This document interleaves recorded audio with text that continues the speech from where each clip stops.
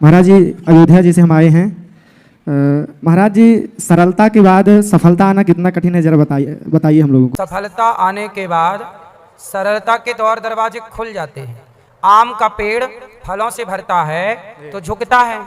प्रकृति यही सिखाती है कि जितने बड़े बनो उतने नम्र होते चले जाओ। ये प्रकृति का संतुलन है। पर लोग प्रकृति के विरुद्ध जाते हैं। जितना बड़ा बनते हैं उतने ही बबूल की तरह कांटों से दुर्गुणों से अकड़ के खड़े रहते हैं। जी महाराज जी, ज्यादा कर्म पर हम विश्वास करें या प्रारब्ध पर? कर्म पर।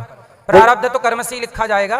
महाराज जी जैसे तुलसीदास जी लिखते हैं एक तरफ की कर्म प्रधान विश्व करी राखा, जो जस करे सो तस फल चाखा, और दूसरी तरफ लिखते हैं कि जैसा मतलब दूसरी तरफ लिखते हैं कि पहले प्रारब्ध रचा पाछे रचा शरीर। जी। तो हम कर्म पर ज्यादा विश्वास करें या कर्म पर? कर्म से ही भाग्य प्रारब्ध का निर्माण होता है जी। कर्म के बाद ही ना भाग्य बनेगा जी, इसलिए कर्म प्रधान है। महाराज जी जैसे कहते हैं होई है सोई जो राम रचि राखा, को करी तर्क बढ़ावो शाखा, तो इसमें क्या हमारे करने न करने से कुछ बदल सकता है कि नहीं? बदल सकता है।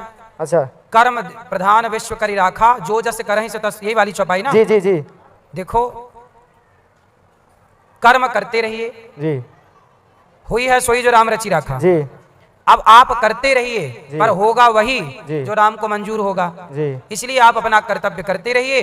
अर्जुन लड़ते रहेंगे महाभारत में, जीत होगी कि हार होगी ये अर्जुन तय नहीं करेंगे, भगवान तय करेंगे। आप कर्म करिए, तय ईश्वर करेगा। किसान फसल बोता है, कितनी फसल आएगी ये किसान तय करता है कि ईश्वर तय करते हैं? आप फैक्ट्री लगाओगे, कितनी सफलता मिलेगी कितनी असफलता, ये आप तय करते हैं कि ईश्वर?